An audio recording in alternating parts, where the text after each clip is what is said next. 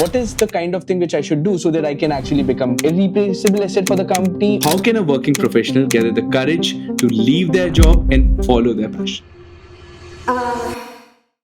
If your career feels loud but unclear, this episode is for you. Rachel Swartz, founder and CEO of Woken, turned career coaching into a repeatable framework that actually works. She sharpened her operating chops at Goldman Sachs and Bridgewaters, earned a tech MBA from NYU Stern, and saw the gap. Ambition without a system leads to guesswork. What I love here, Rachel has bootstrapped Woken as a single founder, building it into a platform where coach-guided steps help you pinpoint the right roles, industries, and environments in weeks, not years. She also teaches these methods as an adjunct professor of entrepreneurship.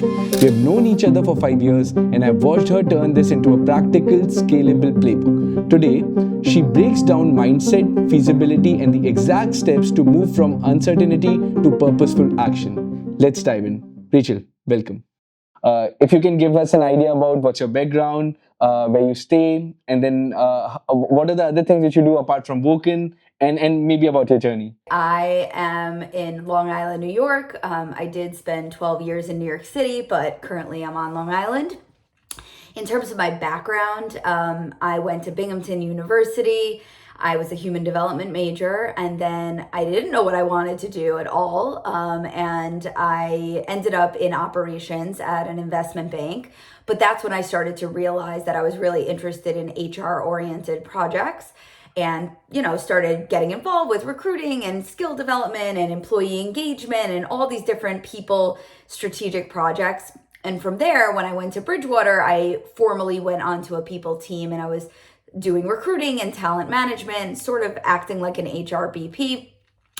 And then when I left there, I didn't know what I wanted to do next. So I was receiving career coaching at the time. And that's when I realized that the program I was in had all these gaps, and I was craving all these different services and areas of support. So I started giving feedback to the program, and I realized, I guess I could be doing this myself. Meanwhile, on the side of my job, I had been helping people informally for years, and I was noticing a lot of patterns. So I was basically doing customer discovery, which I now know what that is. And so over the years, I was experiencing it personally, but I was also helping people with job search. And so once I did that, I started a coaching training program through NYU, and I got certified. And then I really understood the basics and the fundamentals of coaching. And from there, I started building out some technical tools to really help people visualize and not just have coaching as a conversation, but using digital tools to really work through the coaching concepts. And then I did a tech MBA at NYU Stern, so that really further solidified my understanding of product management. And now about 8 years later, I'm still, building Woken, and we are basically trying to just simply support professionals' career navigation and their ability to make career decisions in a really informed way. So that's the quick answer, but I'm sure I missed some of your questions. Quite an astonishing background, and the most important part is like the kind of inspiration which one gets when they try to understand the kind of impact which you can create from these things. It's just humongous. So that's pretty great. Like, what do you think? What makes, like, from your past experience, someone is in the job and doing some XYZ activities, and with the current transformation which is going on, like people say that this can replace that, the other thing can replace something else. So as an individual or as a person, what do you think? What is the kind of thing which I should do so that I can actually become a kind of irreplaceable asset for the company, or something which basically gives a very powerful notion to it? So our big process, I call it career path exploration. It's all about learning about what jobs are out there as well as the future trends. And you're also learning about yourself. So be very wary of just going after the hot trends. There are a lot of hot trends, and you do want to understand where things are headed with technical skills and AI. But sometimes when I see people choose a certain path just because it's a hot skill, if they're not aligned with that or good at that, then it doesn't really make sense to go pursue it. So every field is being transformed with AI. And so that's kind of the beauty of it. If you love marketing, go learn about AI in marketing. Or if you love coding, go learn about AI and where that's going with coding. Or if you love accounting or, legal, there's AI in all these areas. So you want to understand still your areas of your strengths and your interest, and then how is technology evolving that field and what is that going to mean for you? Certain roles might be more at risk of being fully replaced than others. So if you're worried about that, you can network with people in your field to understand how things are changing in real time. But I would say for the most part, what we're really seeing is that people are still going to be hired to manage and oversee and use AI tools, right? So what I hear as the trend is that we're going to need people with more of their soft skills than hard skills. I mean, you're going to need to know how to, what AI is all about, but it's really about your strategic thinking. How and when should we use AI or not? And which tools should we use? And do I understand the different AI tools and how they work? And so that I can advise my company what the best tools and processes are. So that strategic thinking, that decision making, that critical thinking, that creative mindset, and understanding a competitor landscape and knowing all the AI and how, when to use it or not, that's kind of what's going to become your best asset. I've heard that a lot of entry level roles are sort of where the impact is, because we're all going to start to act a little more senior in that way. We become managers in that way. So you might not need to do the data entry,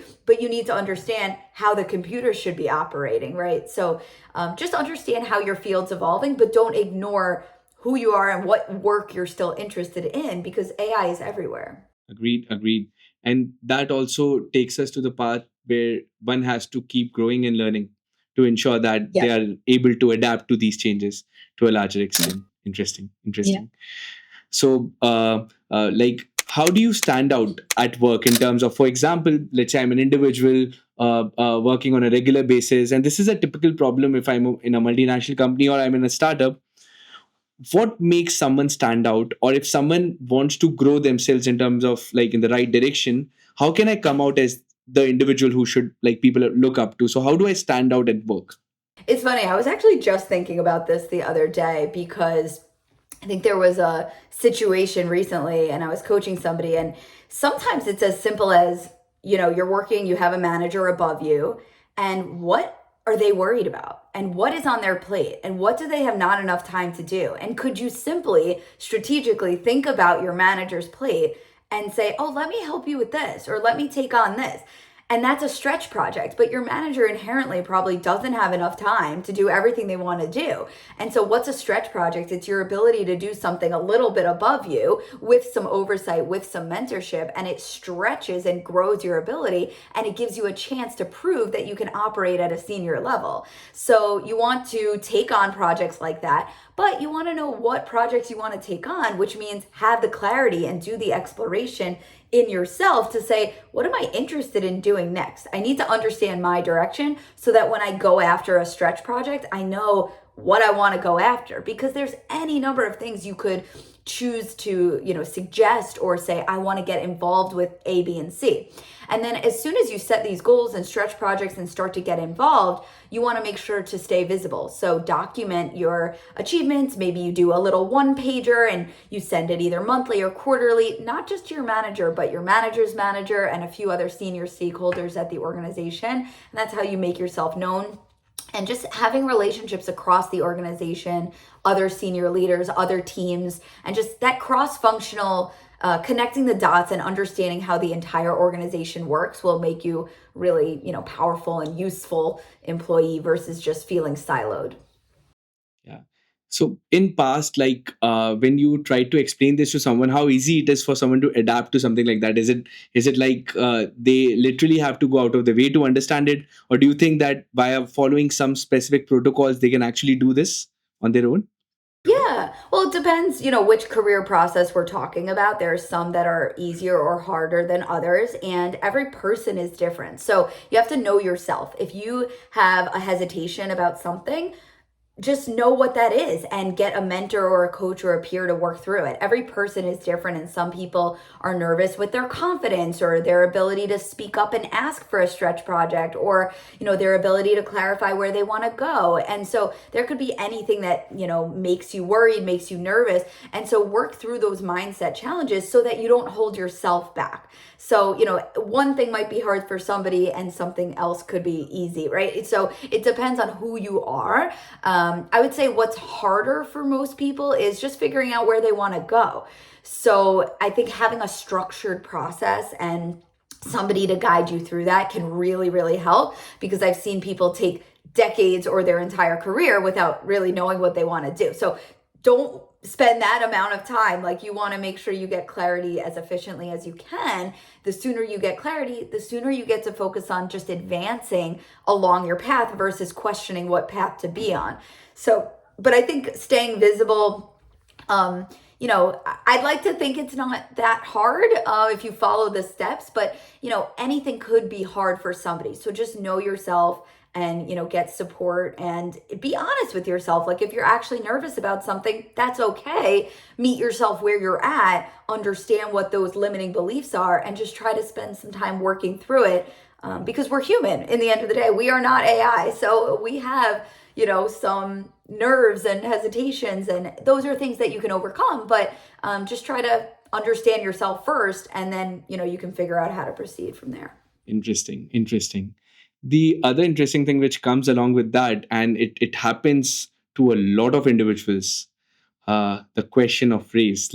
Like, for example, someone is working in a company, they're looking for some kind of raise. So how can someone confidently ask for a raise while doing a job and doing anything? Yeah, and I was just chatting with somebody about this too. So I like to say the promotion process happens about a year in advance, actually, right? So you want to be chatting with your manager first and foremost, very early on, months in advance, and say, what's the path for me? What's the goal? What's the timeline? And be very explicit. This is the thing. Sometimes your manager may not even know how to best guide you. So you need to manage up, right? And so maybe you want this title, head of operations, or maybe you want to be a director or a senior director or a senior manager. Whatever the title is, make sure to set that goal explicitly with your manager and say, okay, I'm striving for this. And then you could talk about a feasible timeline. And then you want to talk about what are the specific, maybe 3 to 5 goals of what it is you need to do and achieve and actually portray these skills in order to show that you've earned that level, that you can operate at that level. So, and the thing when you set those goals is you want it to be really a shared set of goals so that your manager agrees, yes, these are the right things. And if you do all of these things, that means the promotion is there for you. So what I like to do is when you set those goals, say you're writing it down with your manager, you can say, is that it? Is there anything else? And you make sure ahead of time that you've agreed that this is a comprehensive list. Then throughout the year, you need to work on those, and you need to actually develop your skills, and you need to show that you're working on those goals and you're actually improving, and be really explicit about proving your development and really take on stretch projects so that you can show, I am evolving, I am growing, I am taking on more senior capabilities, and showcase that on paper. You could send a one-pager, send updates, and then over the course of time, you're going to start operating at that senior level even before the title is yours. And that way, when it comes time for a formal promotion, it's already a no-brainer because you've already been doing the job. Like, there is a big shift which is happening, and this has an impact, especially for people who are not starting off but are somewhere, like, let's say, mid-senior kind of position, which is like a 30-year-old person. So, like, for a 30-year-old person in 2025, if you look at that, what are the 3 ways by which they can grow themselves in 2025? Yeah. Let's see. I mean, okay, there's a lot of things I think about, growth. We could interpret that in a lot of ways, but if you just think about career development, I like to think about, first of all, make sure you're thinking about yourself as a professional in the world and not just a person tied to that job or that company. So that's the first thing, is how do you view yourself as a person who is just a professional, a thought leader, right? So don't just tie yourself to that role. Think about yourself more broadly. So that's the first step, is the mindset and the approach to it. You want to think about personal branding. I was thinking about this the other day because we're doing your podcast, and I was like, so many people have a podcast today. And why is that? Anybody could write a blog, anybody could create a video, anybody could post on LinkedIn, anybody could have a podcast.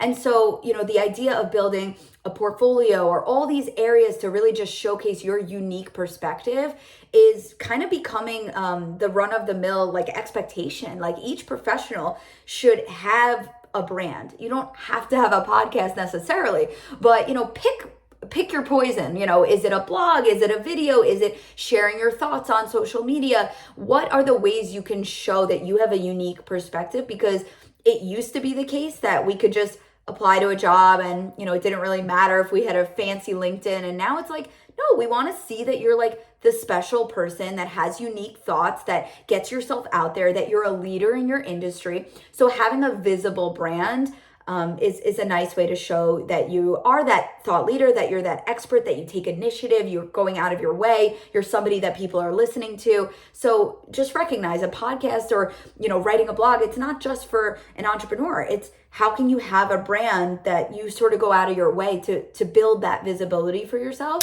And then building your network, once a month or once a quarter, just meet other people. Think about what companies are interesting to you and make sure you're setting up some coffee chats or informational chats and learning from other people, because that's the thing. If you're at your company, you might feel isolated in just what your company's doing. Learn about the industry and build relationships, because we never know when we're going to be job searching. So you want to be proactive with just getting to know people. And it's a great way to just keep your finger on the pulse.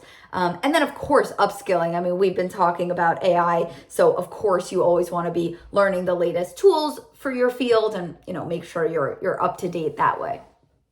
I agree. And this basically now gives a very clear understanding in terms of how someone look at it when they're growing towards this direction. One thing which always happens, there's a confusion. I'm at 30. I should do this. I should do that. I should do X, Y, Z. And then most importantly, as you've suggested, there has to be a brand which need to be built from the perspective of the real growth which one need to show. So that's something which a lot of times, a lot of people do not understand. Like, they feel that I'm doing this activity, I've been doing a lot of coding, that's it. That is the only thing which I should be doing. So there's a huge difference which comes up on a regular basis in that direction. But yeah, coming to a very interesting segment, which is there was a question which was always there in my mind, plus a lot of people often think about it in a very different sense in different jobs. So how can a working professional gather the courage to leave their job and follow their passion? Well, first of all, you can do career exploration, which is figuring out your passion or figuring out your ideal trajectory without leaving your job. So if you have a current job, you can actually do this on the side. So if you want to feel secure, step one is just figure out your direction, and then we can figure out the next steps of, should you quit or should you job search on the side of your job?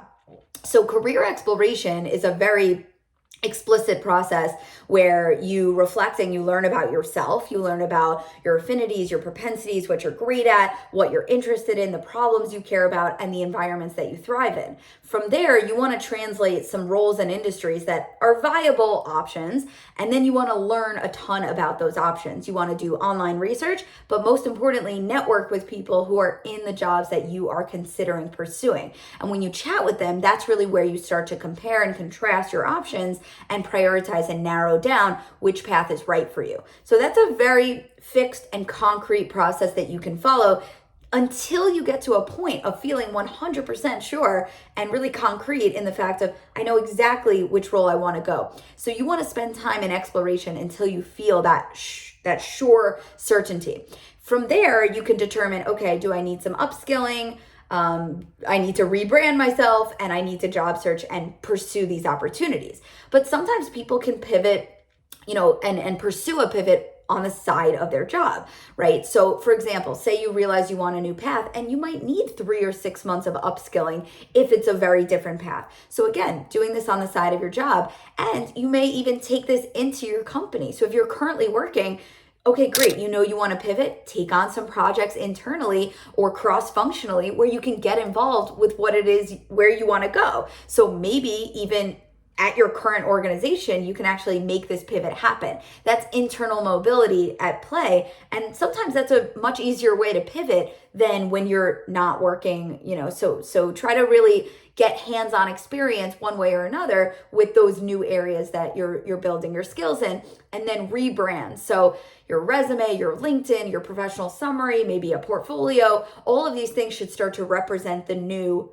direction. And then, of course, you job search and network and really get yourself into that industry. But you don't have to necessarily leave your job or quit. Some people do, right? Some people say, I would rather have more time to actually pursue all these new ventures, and that's okay. But that's a big decision if you're able to do that, if you want the time to pursue a new path. But that's a personal choice of whether you need to be working or you have the ability to step away and take more time.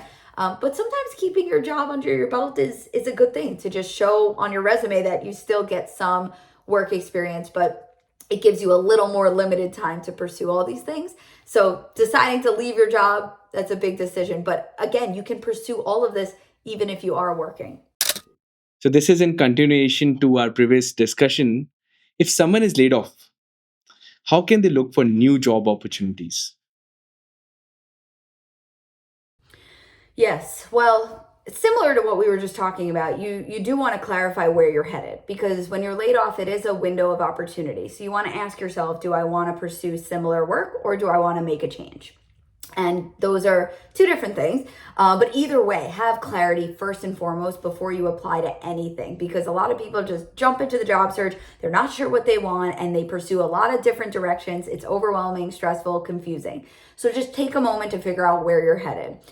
If you are going to just do a traditional job search and search for things that you already have skills in, you want to really understand kind of what job search is all about. And of course, there's online job applications and everyone's tailoring their resume. But I personally recommend doing at least 50% of your time of your job search in networking, meaning research the right people, reach out to them, and set up meetings where you can get your foot in the door and actually just meet with people who are in the teams, in the roles that you're trying to join. And that way you become more of a human candidate, and that's the way to stand out in the job search. These online job applications, unfortunately, in this age of AI, it's actually just become harder to just use those traditional applications and have it be sufficient. So being a human and getting yourself out there is kind of what you want to do. So you can have one-on-one conversations. You can also join groups, events, communities, meetups, memberships, associations, conferences. You want to kind of feel very scrappy and resourceful. And I like to think of it as, instead of job search, imagine you were just in this career advancement mode. What would you do? You would get yourself out there, you'd join groups, you'd meet with people, you would brand yourself, you would upskill. So you kind of want to think about, what are all the things I can do that are really productive, that help me get out there, that help me grow, that doesn't feel like I'm just sitting there for 8-10 hours a day applying to things online, right? Because those online applications sometimes can be a black hole. So of course you want a strong resume and you do want to spend some portion of your time applying, but having connections, getting introductions, having referrals, and having conversations, in person or virtually, is what you want to do. So just think about the scrappy, resourceful, things you can do. We talked about thought leadership. It could be a blog, getting yourself out there, being active on social media or LinkedIn. So that's one activity you can do. So you kind of really want to understand, what are the several different things I can do in a day or in a week that just allows me to be a professional in my field, where I get exposure and I meet new people and I learn new things, versus I sit there for 12 hours just applying constantly, because I'm just personally not seeing it work. I've done this for 8 years and the job boards were never good, and it's honestly only gotten worse and gotten harder. So you just want to be aware of other tactics that will help you get out there. What do you think is the role of self realization in this? Like, someone getting laid off, there must be a reason. Maybe it's not that person, but a lot of times it can be. Maybe it's more towards the learning side. Like, how do you think a person plays a self realization kind of a role and try to retrospect and understand what need to be done? Like, how do you think that plays out? I think that's a good point. But you want to tread a fine line here because, if it was a larger exercise and there was dozens of people or a whole department or a whole team, then it probably didn't have anything to do with you. But if your department was being laid off, is there something strategic going on with your field, right? Like why? Like, is it not the highest value function at the organization? Or, you might want to think about that. But if it did have something to do with you personally and your performance, and you genuinely felt like, I'm not thriving in this type of a role, I'm not showing my strengths, it's not feeling good for me, I'm not succeeding in this path, then you absolutely do want to think about, are there other roles that make more sense? I had a client in a very similar fashion, and he saw, 2 or 3 layoffs, and we started to think about, look, is this role your sweet spot? It may not be. And so sometimes it's tough because you might be able to get traction quickly and get interviews because on paper you've done that role before, but you want to ask yourself, am I just going to repeat the cycle? Am I going to feel happy and thrive if I get back into a role like this?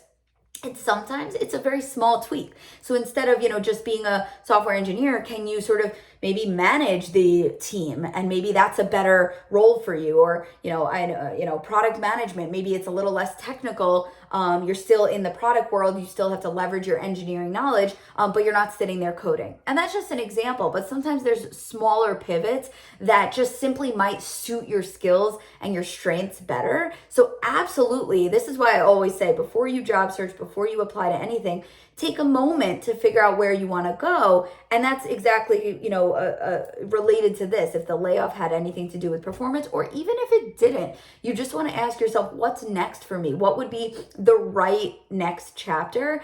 And, you might need a day or a week or a month to think about that and look into that, but it is worth every penny. It's worth every moment that you do that, because your next chapter, you don't want to waste your own time pursuing something that doesn't serve you, that isn't your strong suit. The faster you get into your right path, the faster you're going to grow. And you know how it feels when you're in a role that is not good for you. It just feels icky every day. So why would you want that? You don't. So it's uncomfortable to pause and pivot and make a change, but do the hard thinking. Whenever you leave a job, if you quit or were laid off, I always say, take a day, take a week, and just process what happened. Because it is a bit of grieving. I always say, go to a coffee shop, take a notebook, and leave your phone at home.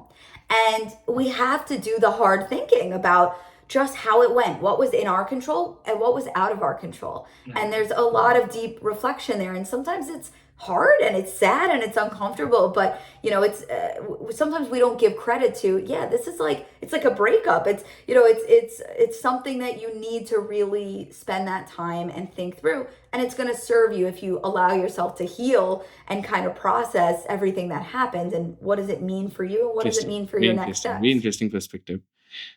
So for example, let's say I am in a multinational company, and we all understand how these large companies, or someone who's working in that company, there's a climb up process, and there's a ladder which one need to climb up. And it takes a long time. Sometimes it can be very fast, the other times. How do you think, and how do you suggest people to go about it? How should they climb up the ladder in a big, large corporate? Yeah. Well, so in a big corporation, honestly, they usually make it pretty clear. As much as it is clear, there's also politics, I would say, more so. So you just want to understand the relationships and have advocates, have mentors, and really sort of understand the behind the scenes decisions of who's really deciding on promotions, and am I building relationships with the right people? Am I getting along with the right people? Do I have those people on my side and in my corner? And, truly, they are my advocates, and they like me, and they like my work, and genuinely have that positive, advocacy there. So there's the relationship element. And then there's the formal element, where usually in a big corporation, we know our expectations. We know the next level, it's L2, L3, L4, whatever it is. Every company calls it something different, but you usually know exactly what the next thing is. And you can look around you at your peers and say, oh, usually to move from this level to that level, it always takes 2 years, or it always takes 1 year, it always takes 3 years. And you can look at the range of what's happened with the peers around you to understand the timeline that would make sense. And then kind of like what we spoke about earlier, which is, what would I have to do to actually earn that title? So really understand from other people who have gotten that promotion and talk with your manager, what do I literally need to do to make sure that when it comes time that this promotion is mine? And understanding timeline. So sometimes there's performance reviews, maybe they happen in June, but a promotion decision could actually happen before that. So you really need to know, like, what is the manager's timeline and how can I be visible, set those goals, show them my impact periodically over the course of the year. Don't just wait until promotion, happens. Really get ahead of it. In a smaller company, sometimes it's a little more informal and there's no exact timeline and no exact expectations and there's not always examples from your peers. So in that case, just stay very close with your manager and just try to understand the reality. In a smaller startup, it might have to do with budget or, things, other factors. So even if there's no budget for a raise, you could still explore a more senior title. In a smaller team, if your manager isn't going anywhere, how are you going to go somewhere? So you could try to also explore things like, say, you have a manager and they're a manager level and maybe you're an associate, maybe you could become a senior associate if you can't yet become the manager. So sometimes there's ways to think about a new title, a new set of responsibilities, even if you can't, fully take your manager's spot or earn a raise, think about what you can do that still, allows you to grow, if the environment is sort of limiting you in other ways. So, like one of the things which happens on a regular basis for a professional is networking. So, according to you, how important networking is, and maybe what can be the best 3 ways to network effectively? Yes, it is so important. I would say it's like pretty much the number one most important thing. I mean, especially in job search, this is the number one way you're going to get a job. And then proactively, if you're not in job search, it's just something healthy and good to do periodically. In terms of the best ways to do it, you want to think about first opening your mind to who's around me, like who are the right people, how do I get introductions, how do I use LinkedIn to research my mutual connections, maybe I leverage alumni. So you want to first be very open-minded as to how and where to even find people. Sometimes people assume, I don't know anybody. First, just try to do that research to say, okay, there are people around me. There are, my network, I can get introductions. Then you want to think about what to say in your outreach. So I think a lot of people just say, oh, like I need a job, right? Make it all about learning. What do you want to learn from that person? Customize your outreach to show that you are really being thoughtful about how to use their time wisely and why you're looking to connect. And maybe there's a few specific questions you have that really relate to their background, and it shows that you put thought into why you're reaching out. And then having the meeting. So, really be very creative with what you ask and how you phrase your questions to show that, again, you've really put thought into this and you're being authentic. Don't just ask things that you think you're supposed to ask. You want to really be genuine. Like, what questions are going to help you figure out your career? Maybe you're debating 2 or 3 roles, or maybe you're stuck and you're trying to grow, or maybe you're figuring out what projects and skills to work on. Whatever questions are actually on your mind, that's really what you should talk about. You can also learn about their company, because that's a great way to understand where you might fit if you were job searching. And of course, you can network at like an event, like a bigger, a conference or things like that. But I personally think one-on-one conversations are kind of the truest definition of networking. So, what is that one piece of advice you give to everyone who is entering their first job? Let's see, entering their first job. I think knowing your expectations, because, when I think about my first job, I just told myself I'm going to have blinders on and I'm not going to worry about as much as I want always people to think about their best fit career path, I think in your first job, you're just kind of proving yourself and you're just kind of learning how to do work and how to communicate with stakeholders and how to be organized and how to be on time. And, there's like soft skills that you're just going to learn how a workplace works and how to operate and how to build relationships and sort of being a sponge to, what's going on around you, and just sort of being really focused, really diligent, and understanding your expectations and meeting or exceeding those expectations. Once you do that first job, you can start, peeking over the fences and looking around and thinking of other side projects and getting creative with it. But I think, your first year working, you just want to understand how to be a great worker, how to understand my expectations and make sure I meet or exceed those, how to get feedback, and how to just sort of do my job really well. And if you do that, you'll build a name for yourself and you'll have a little more runway and ability to ask for what you want or take on new and different projects. But you want to be trusted so that people tap you for, things going forward. And so, in that first job, just do that job really well, whatever that takes. And that's kind of at least what my approach was in the early days, is just figuring out how to just be great at that thing. And then you can always start, venturing out into other areas. And do you think that networking and maybe having some kind of PR happening is also helpful in your first job, or that comes out at a later stage? What do you think? Well, I think you definitely can network in that first job as a way to understand how to do your job well, right? So you can think about like mentors, within your organization. So maybe like once or twice a month, you can meet someone on a different team. Well, of course, sit down with everybody on your team, but depending on how big your organization is, you can have mentors across the organization. And that internal networking is an amazing way to connect the dots, understand how the entire company works, and just getting different tips and different advice. That's a faster way to learn the culture of how an organization really operates, is getting that behind the scenes information from different teams and different departments. And then all of a sudden you're the master of that organization. So do you think it is advisable for a 30-year-old kind of a person, or maybe 35, or like going towards the senior role kind of a position, to continuously upskill in their career, invest in their upskilling process? Like, what do you think? Is there a right time for it, or it should be done on a regular basis? Like, what's your opinion on that? I mean, upskilling has to be all the time, right? We, grow up in a world where you like go to school, you graduate, and then you get a job. But of course, we have to be learning constantly.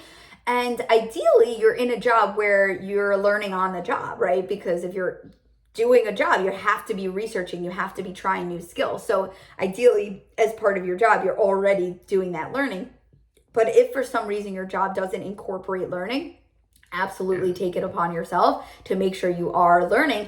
And that's also a great way to prove yourself. If you show that you're going out of your way to research new tools and new skills, that's a great way to show your managers that you are that thought leader, that you are looking into the industry, that you are bringing in new things to your organization that they might not have thought of, right? So if you're learning for yourself, you can also show that you're this standout person because you're bringing that research to your job. But yeah, you have to be upskilling all the time. Lifelong learning is, the phrase, and that's the only way to stay ahead with this pace of technology. Interesting. We don't have a choice. Like, do you think that one should plan for budgets too when they are doing it at different stages? And like, there has to be a plan, a percentage to be like, this is the salary, this should be my, like, is it a kind of a necessity where one should even do the budget planning in terms of investment for upskilling? Or do you think it should just be going through videos and just doing it naturally? Like, how do you process in the current stage of evolution? Well, if you are going to spend time or money on upskilling, absolutely, it's important to be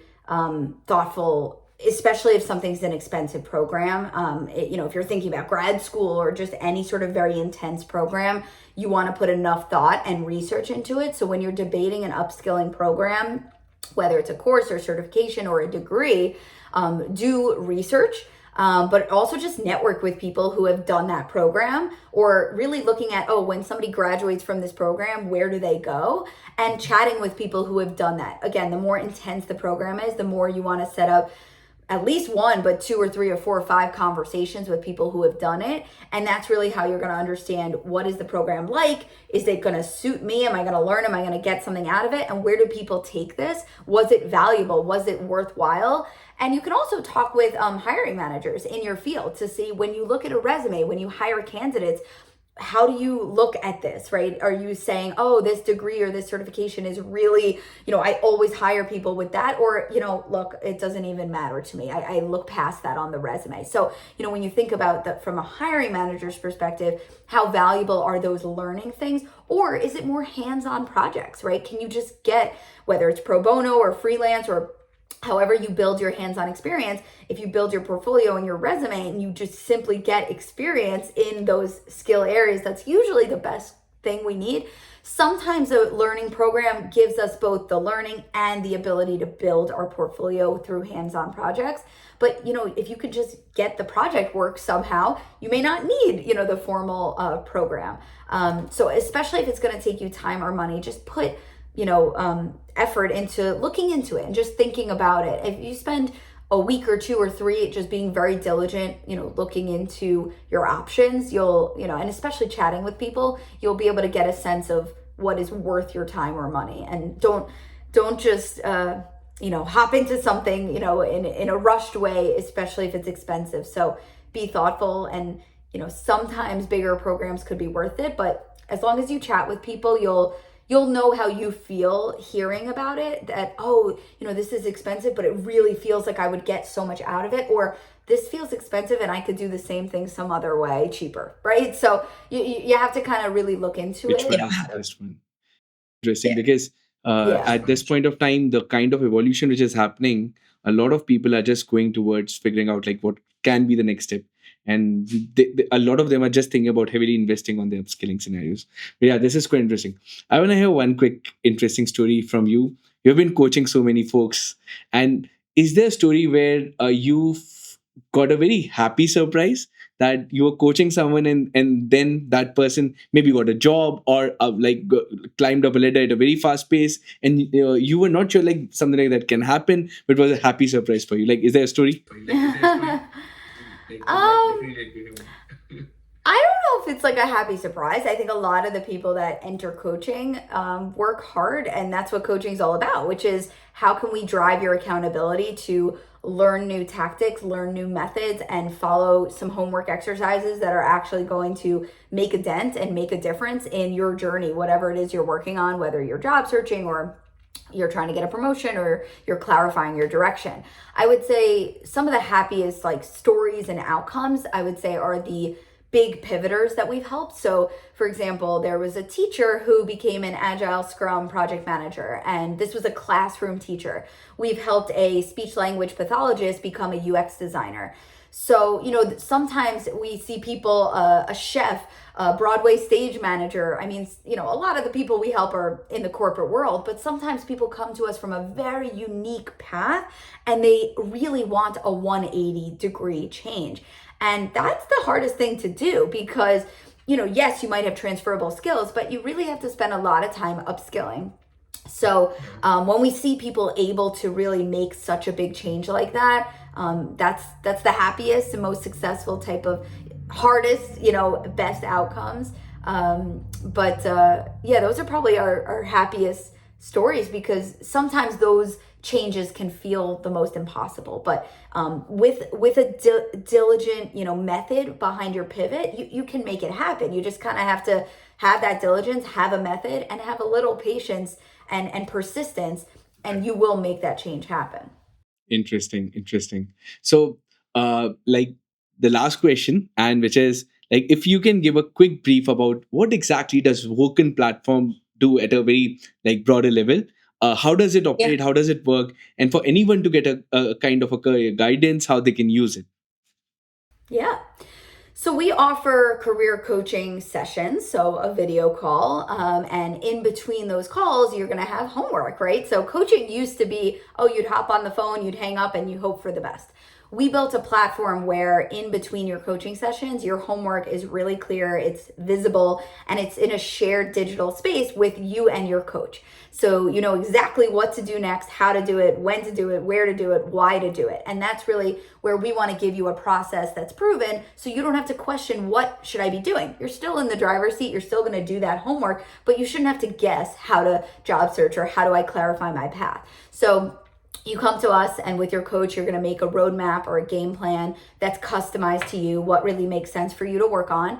And then you're going to simply navigate through that process. So if you're going through to clarify your career path, we're going to give you those steps to do that. If you're job searching or editing your materials, we're going to give you those steps and handhold you through that process. So in addition to the sessions and the digital platform, we do texting and emailing, we have group coaching and group co-working, and we review your work throughout the week. That's the beauty of the platform. We can see what you're doing, how you're doing, and really answer questions and share updates with you throughout the week. So we're pretty much there 24/7. We're trying to, be that co-pilot. We know that the challenges arise in between the sessions. That's when you're doing the real work. So we're there alongside you, and the platform is meant to make it easier to achieve all of these things that we've talked about, networking. So instead of just, we're sending you into the abyss, there's an exercise where you can research your connections or draft your outreach message or reflect on that role or research that industry, right? So we're giving you ways to achieve these exercises versus feeling like it's this big, vague, stressful, daunting thing. So we're going to break down that process step by step and guide you through it. Very interesting. Very interesting. Okay. I think we are pretty good. But I think one thing which we missed, and I think we should let people know, I want to understand from you, what exactly is a career coach? Yeah, that's a great question. And I think a lot of career coaches operate a little differently, right? So if you're meeting with career coaches, you do want to ask them just what is their style, right? Some career coaches are very, deep in the mindset work and maybe not as practical with tactical, strategies and maybe hands-on work. And so for us, we do a blend of, there's deep holistic mindset work, but there's also very tactical homework. Like you're going to have to go network. And then there's the accountability. So are you staying on track? How productive do you need to be? When are you setting those goals? So, we can toggle between, oh, you're nervous to network. Let's talk about your mindset. Okay, now you're feeling really confident. How do you go network? So it's both that really deep human element of like, who are you and how are you feeling? But also, what are the activities you just simply need to be getting done to move the needle based on your goals, your challenges, your timeline, right? So we're looking at all of this very holistically, and we're serving as your co-pilot, right? So imagine you're literally driving the car. We are in that co-pilot seat next to you, making sure you're going in the right direction. You know when to stop and go, you know when to turn. And just really, hand-holding you through that entire journey to get you to your next career step. That's pretty wonderful. And as the last tip, and this is usually like I do, for the next guest, whosoever is coming, there should be a question which I would like you to ask, and I'm going to transfer the exact same question to the next person. So, okay. I should have thought of this beforehand. Okay. Well, being that this is my specialty to think about careers, I would want to know from the next guest not just like how they got into their job and their career, but how they knew that was the right job. Very interesting question. Yeah, that's really what we do, right? Like when I help somebody figure out their path, I always say I'm a believability monitor. I'm really listening. Are you being authentic? And do you actually know that this is the right job for you? So from that next guest, I'm sure they happened upon, sometimes it's a feeling, sometimes it's an experience that really tells you this is what I'm meant to do. And it's always interesting to hear how people, figured that out. Perfect.